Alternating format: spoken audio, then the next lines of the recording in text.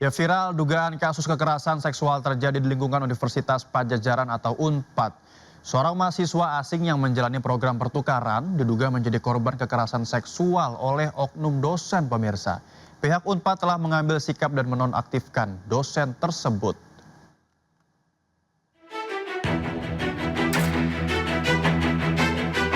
Seorang guru besar Fakultas Keperawatan Besar di Universitas Padjadjaran atau UNPAD diduga melakukan pelecehan seksual terhadap seorang mahasiswi.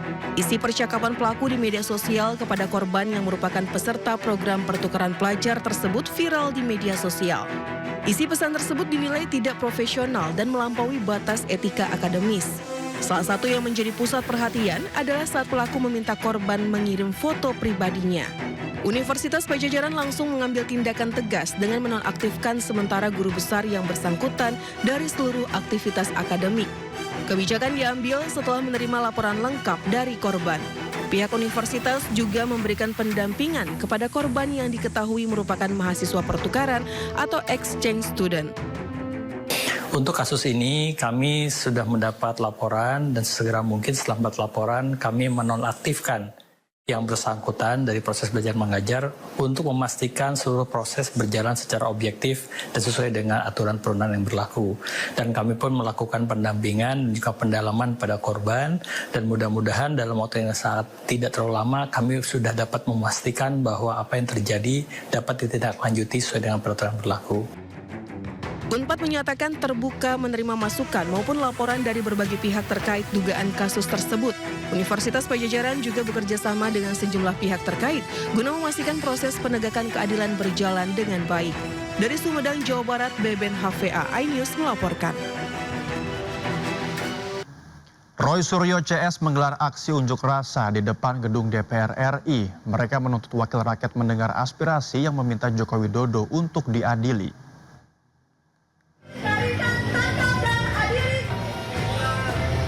Roy Suryo CS datang ke depan gedung DPR MPR bersama puluhan orang lainnya.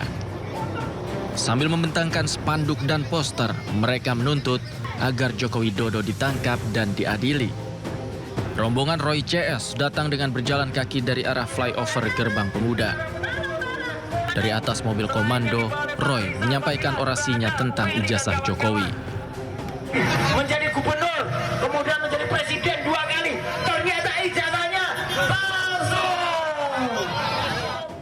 Roy Suryo didampingi oleh para pengacaranya yang secara bergantian menyampaikan orasinya. Hari ini adalah jawaban dari kami, semua aktivis yang bergerak di dalam mengungkap kebohongan dan mengungkap kepalsuan dari 99,9% ijazah palsu Jokowi. Ya, banyak komentar sebelumnya. Itu mereka Roy CS itu atau Roy, Tifa, Kurnia, kemudian Rustam dan kemudian Rizal Fadila itu beraninya ada di sosmed. Tidak, hari ini kita buktikan.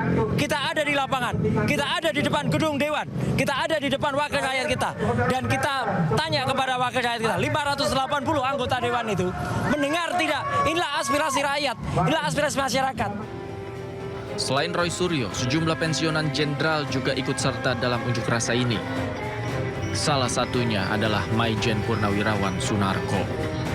Dari Jakarta, Tim Liputan iNews melaporkan. Kejaksaan Agung menangkap Ketua Ombudsman Republik Indonesia Heri Susanto dalam kasus korupsi tata kelola nikel. Heri diduga terima suap 1,5 miliar rupiah.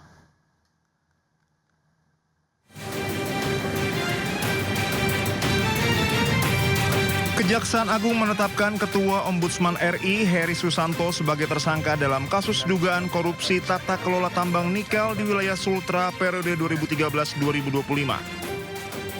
Dirdik Jampitsus Kejagung Syarif Sulaiman Nahdi mengatakan Heri diduga mengurus masalah perhitungan penerimaan negara bukan pajak dari PT TSHI. Heri menerima suap 1,5 miliar rupiah dari Direktur PT TSHI untuk mengatur agar Ombudsman mengoreksi perhitungan PNBP. LKM yang merupakan Direktur PT TSHI kurang lebih yang sudah diserahkan dari satu orang ini adalah kurang lebih sejumlah 1,5 miliar rupiah atau 1,5 miliar rupiah.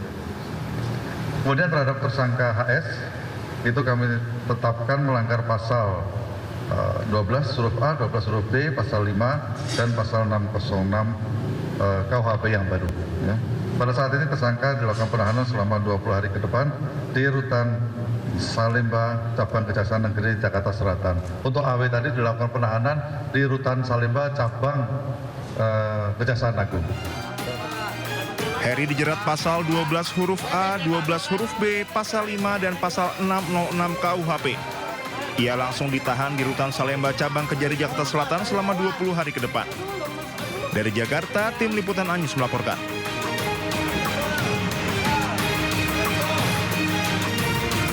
Kita ke informasi pertama, pemirsa. Penertiban PKL di sepadan Jalan Raya Utama kawasan Pasar Parung Kabupaten Bogor sempat diwarnai adu mulut antara petugas Satpol PP dengan sejumlah pedagang.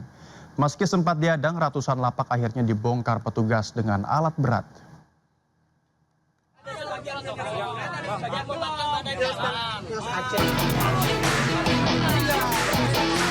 Para pedagang kaki lima di sepadan Jalan Raya Pasar Parung Kabupaten Bogor Rabu siang menghadang alat berat dan petugas yang akan membongkar lapaknya yang tak berizin. Sejumlah PKL terlibat adu mulut dengan petugas Satpol PP saat penertiban berlangsung. Para pedagang meminta agar lapaknya tidak dibongkar dengan alasan akan dibereskan sendiri. Namun, petugas tetap membongkar 191 lapak ini.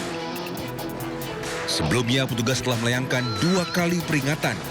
Namun, hingga tenggat waktu, para pedagang bandel belum membongkar lapaknya. Petugas pun akhirnya menyeret paksa pemilik lapak tersebut keluar jauh dari lapaknya dan pembongkaran dilakukan dengan tertib. Berkat kerjasama yang baik, kekompakan semua pihak termasuk dengan para pedagang, kegiatan penataan khususnya PKE bisa berjalan dengan baik. Ada kurang lebih 191 bangunan yang diberikan surat teguran yang semua kena bongkaran hari ini segera pindah ke PD Pasar yang telah disiapkan. Keberadaan PKL dinilai kerap jadi biang kemacetan dan micu banjir di kawasan tersebut saat hujan turun. Para PKL ini akan direlokasi ke gedung Pasar Parung di mana 700 kios telah disiapkan. Dari Kabupaten Bogor, Jawa Barat, Iwan Setiawan, iNews melaporkan. Nekat berjualan di atas trotoar, sejumlah gerobak pedagang kaki lima disita petugas di kawasan Kemayoran, Jakarta Pusat. Petugas juga menggembosi ban sepeda motor yang parkir sembarangan.